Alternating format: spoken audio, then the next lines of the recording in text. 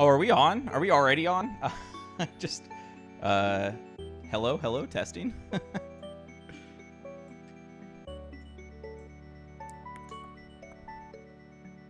Oh, Looks like we are on. Hello. we are on? Okay. Can you guys in SpeedGaming hear us? Testing 1, 2, 3.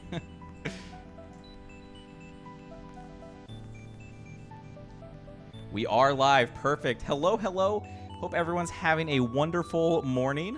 Hope you guys are excited for some Kaizo SMW, Super Mario World. We've got 3 titles in store for you today. We got Cute Kaizo World first, followed by Invictus, followed by Titan Mario. We're going to go from easy to medium to hard. So enjoy the progression. And with us on the line right now, we have the creator of Cute Kaizo. So say hello. Hello, I'm Slopcore. I made this smiley face. So he'll be guiding us through this journey. I'll give us. I'll be doing the running. He'll be taking us through the info. So here we go. 3, 2, 1. Let's begin. So yeah, this is Cute Kaizo World. I made this back in February of 2021. It actually only took a couple weeks to make. I had made it sort of as a challenge to see how quickly I could make an easy beginner-ish hack. It kind of took off from there, and obviously you'll see Stu running it today in a way that was not really intended, but is optimized now. Oh.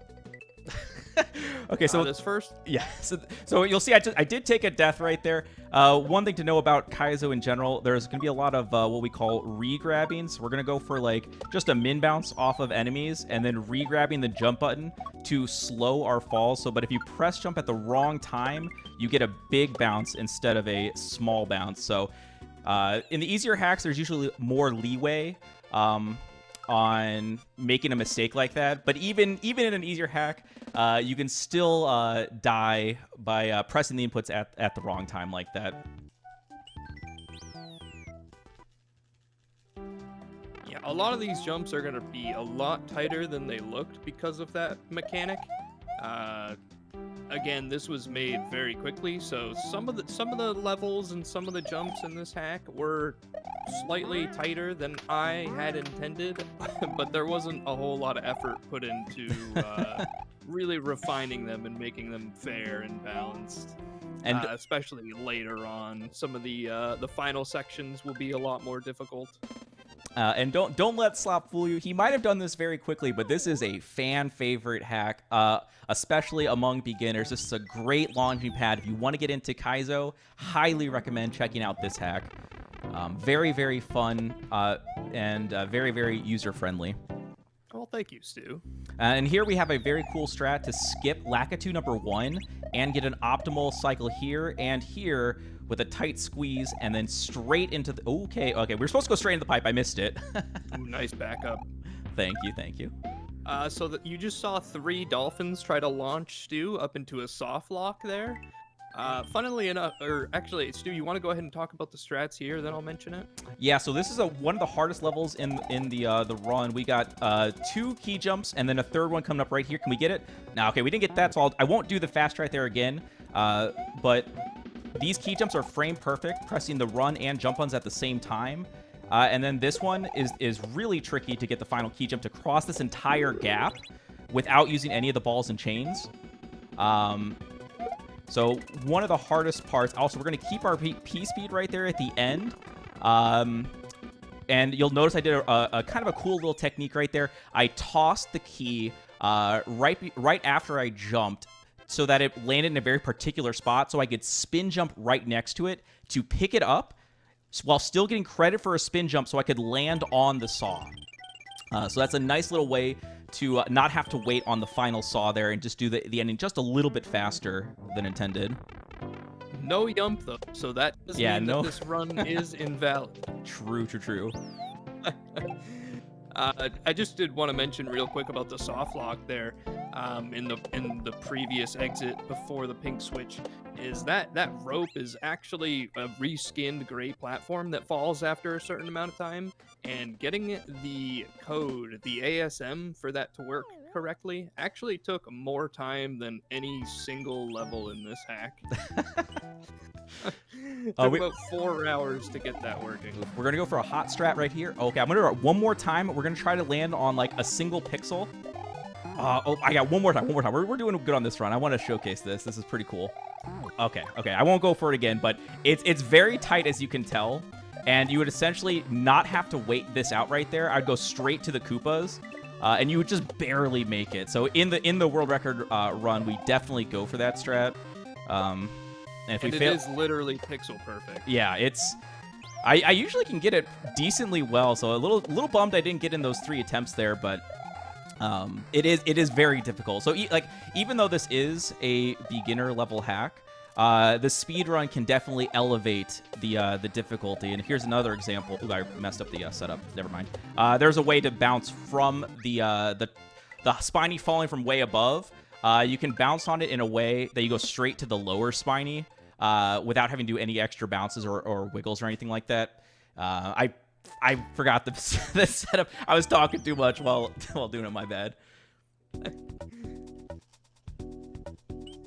A lot of these levels are named after places back up in New England, which is where I grew up. And they don't really fit the level, but I've been asked about what they mean frequently, and they're just kind of locations in New England that are near and dear to me. Nice. There's a troll also at the end of this level that you're going to see Stu go by pretty quickly. One of these turn blocks is going to be fake. And that is kind of a classic troll in Kaizo, and the observant player can notice, you see there it just was, the observant player can notice while they're playing that you wouldn't actually be able to make that jump if that turn block weren't fake. But most people die to it anyway, and that's very funny for me. Yeah, because if you just see when you're playing Kaizo, oftentimes you're on your first playthrough, you're just like reacting to what you see.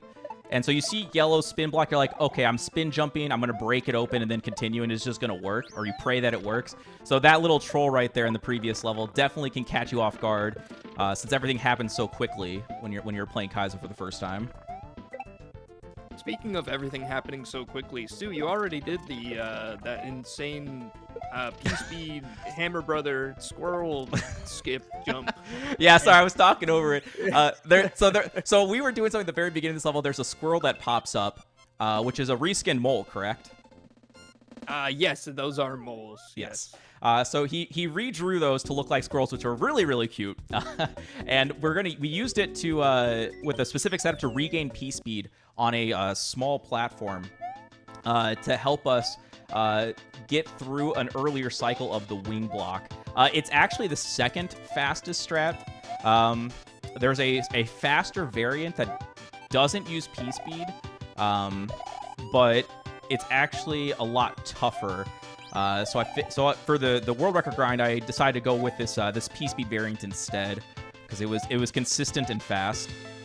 Ooh. Yeah, and shoutouts to B2DE for originally finding that strat. I had no idea it was even possible, and I've still only been able to do it a couple times. It's very tight.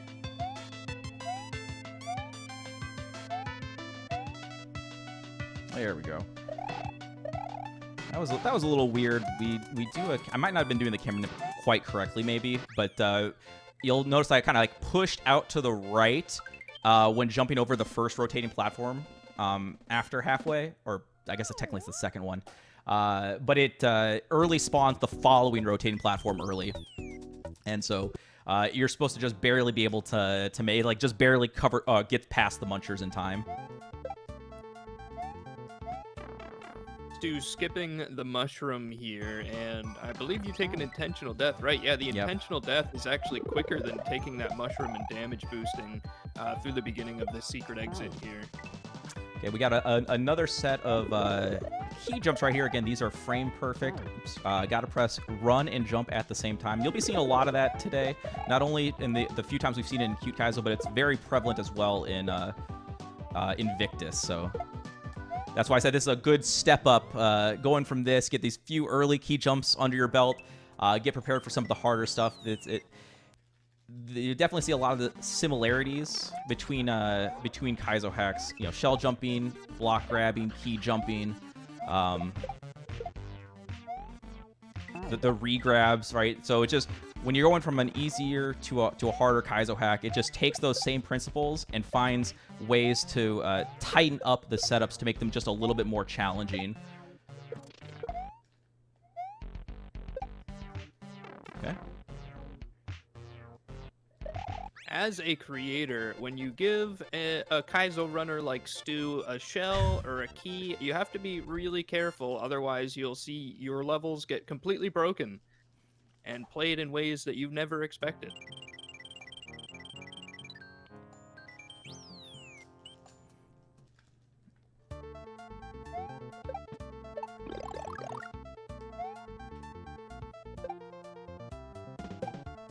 This level is named after a ski mountain up in New Hampshire, Pat's Peak.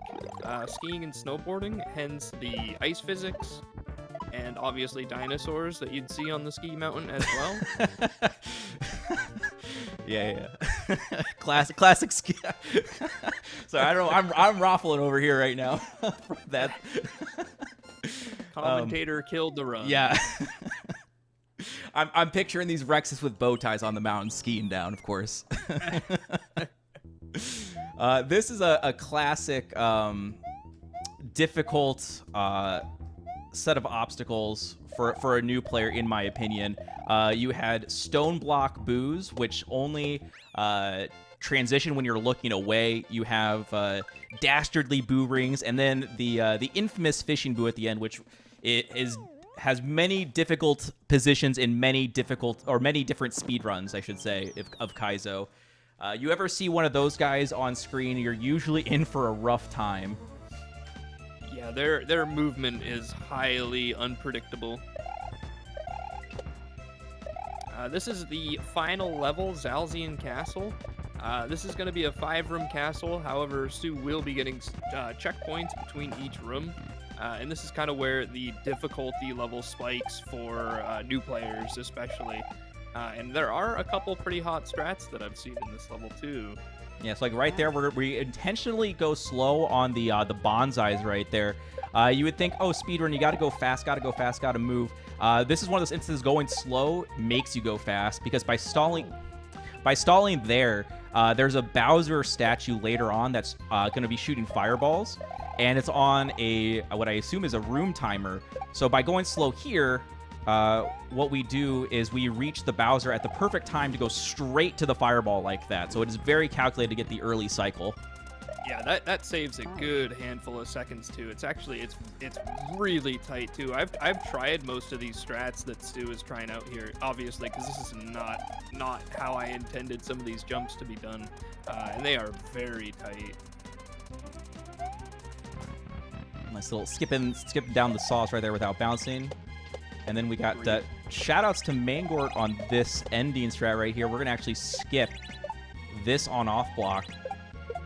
Sorry, we're going to use that on-off block to skip that one back to the left, the final one, to get through with an earlier cycle there.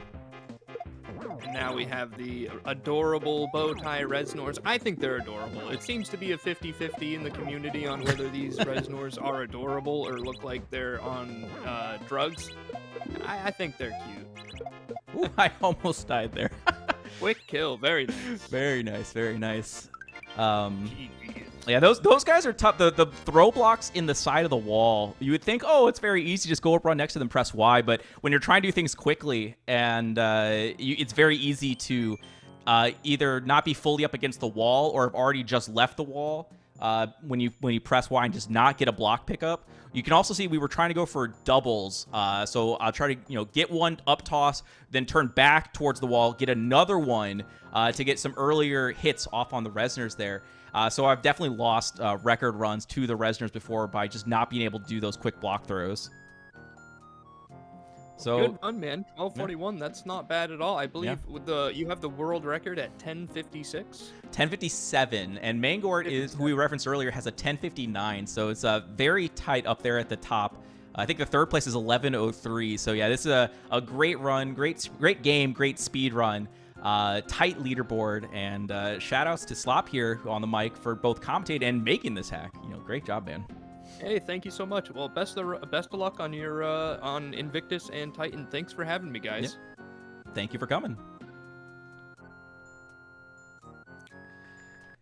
Okay, so that is the cute portion. Don't expect to see any more cute things here.